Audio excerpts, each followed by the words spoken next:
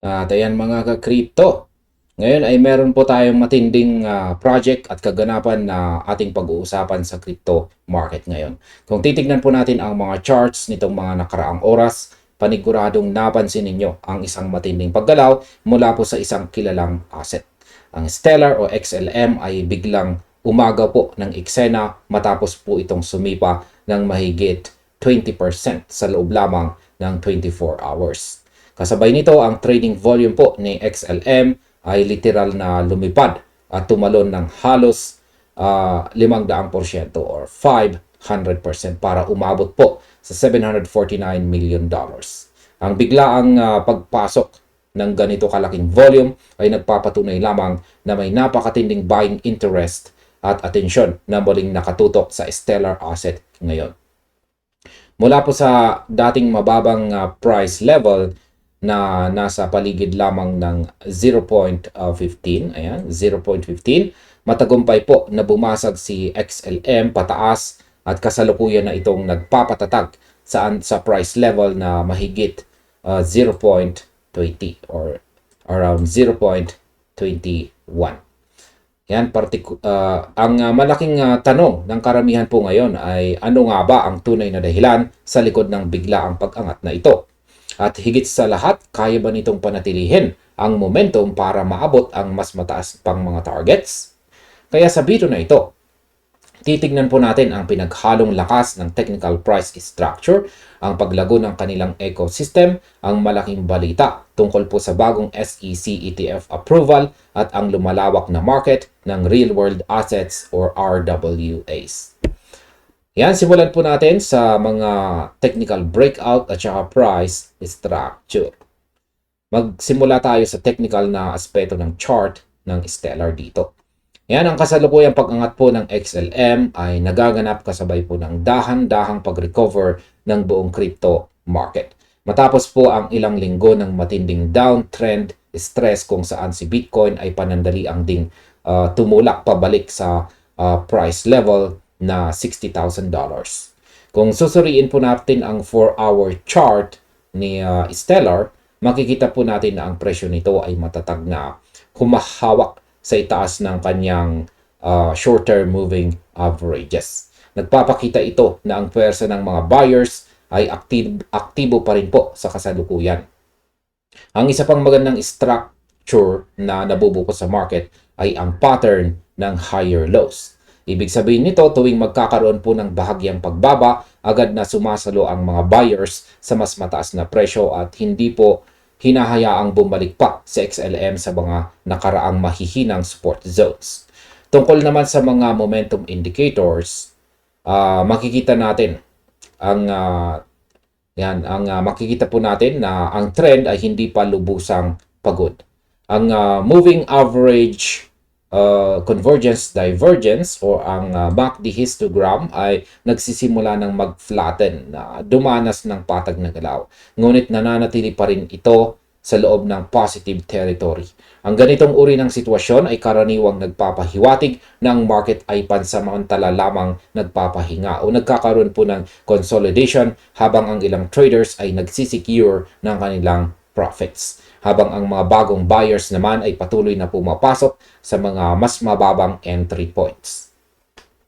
Sa ngayon, ang buong focus ng price action ay nakatutok po sa isang napakahalagang resistance zone na matatagpuan po sa pagitan ng 0.22 at saka 0.23. Ang particular na price level na ito ay nagsilbing matibay na selling area noon kung saan nahirapan po ang presyo na umakyat ng mas mataas.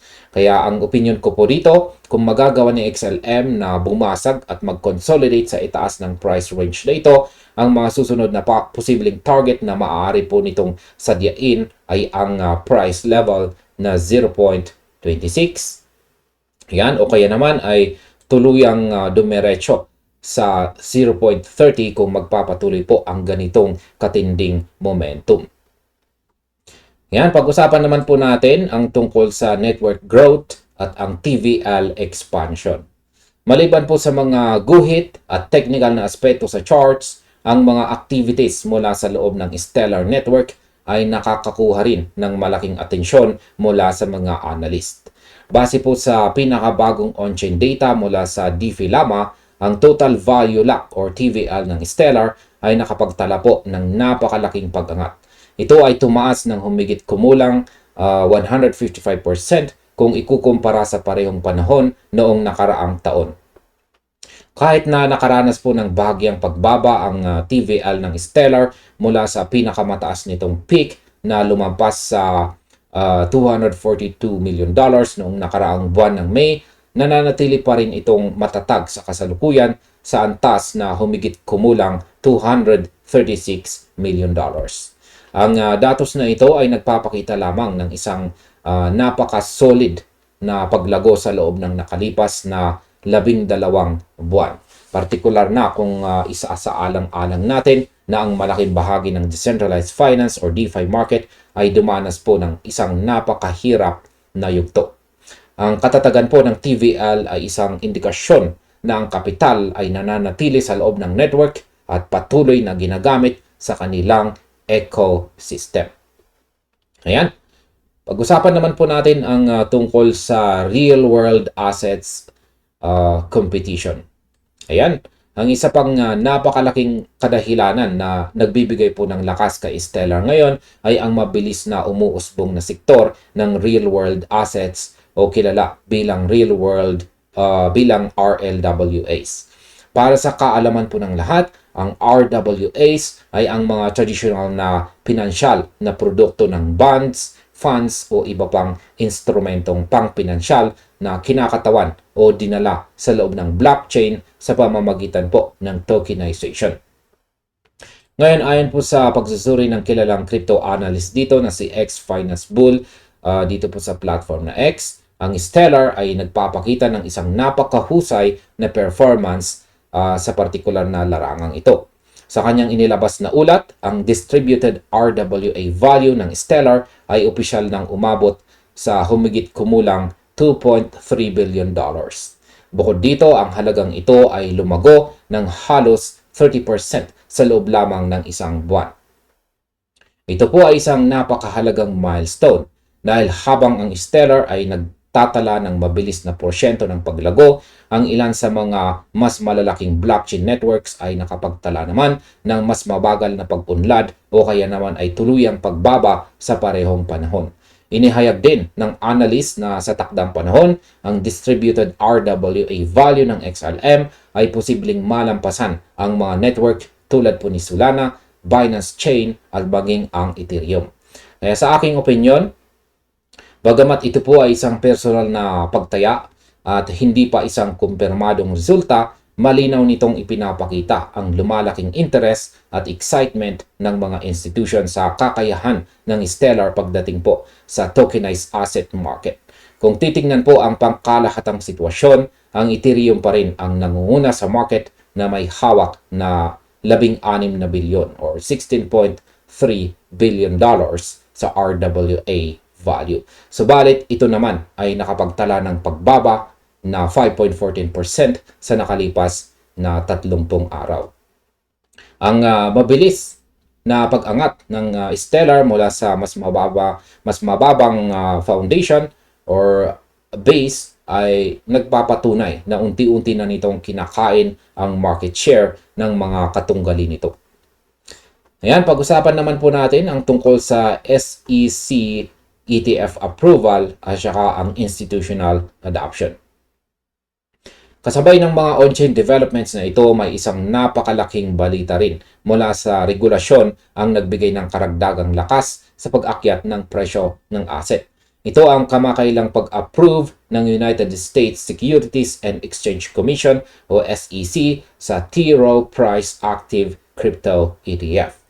Ang balitang ito ay napakahalaga para sa community dahil ang naturang ETF ay opisyal na nagsama sa XLM bilang isa sa mga approved asset na maaari po nilang hawakan.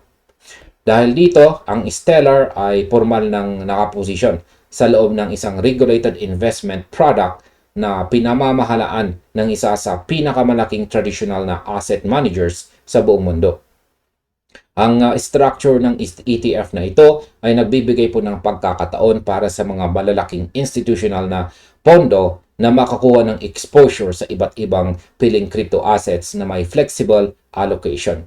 Ibig sabihin, mas madali nang makakapasok ang kapital ng mga traditional na investors patungo sa XLM nang hindi na nila kailangang dumaan sa mga crypto exchanges, kundi sa pamamagitan ng mga regulated mainstream institutional portfolios. Ang pag-approve na ito ay nagbibigay po ng pangmatagalang legitimasyon or legitimization sa Stellar bilang isang seryosong financial asset sa mata ng mga traditional na investors. At ayan, sa kabuuan, kung titingnan po natin ng mabuti ang pangkalahatang takbo ng mga pangyayari, ang kasalukuyang upward movement ni XLM ay hindi lamang basta isang speculative pump. Ito po ay bunsod ng kombinasyon ng matibay na technical price structure, patuloy na paglago ng halaga ng network, dominasyon sa mabilis na lumalaking RWA sector, at ang pagbubukas ng pinto para sa mga institutional na capital sa pamamagitan ng bagong ETF. Kaya sa kabuuan, ang aking opinion po rito ay ang buong crypto market ay kasalukuyang nasa isang mahalagang yugto ng paglilipat ng kapital, at ang Stellar ay isa sa mga nakikinabang ng husto sa pagbabagong ito. Kaya palagi po nating tandaan, ang market ay may kaakibat na panganib, kaya't napakahalagang subaybayan po natin ang resistance zone sa presyong 0.22 hanggang 0.23 upang makita natin kung magagawa nitong ituloy ang rally patungo sa mas mataas pang price levels. At hanggang dito na lamang po tayo sa video na ito, mga ka-crypto. Marami pong salamat sa panunood, at maaari na rin po ninyong isunod na panoorin ang recommended video natin dito.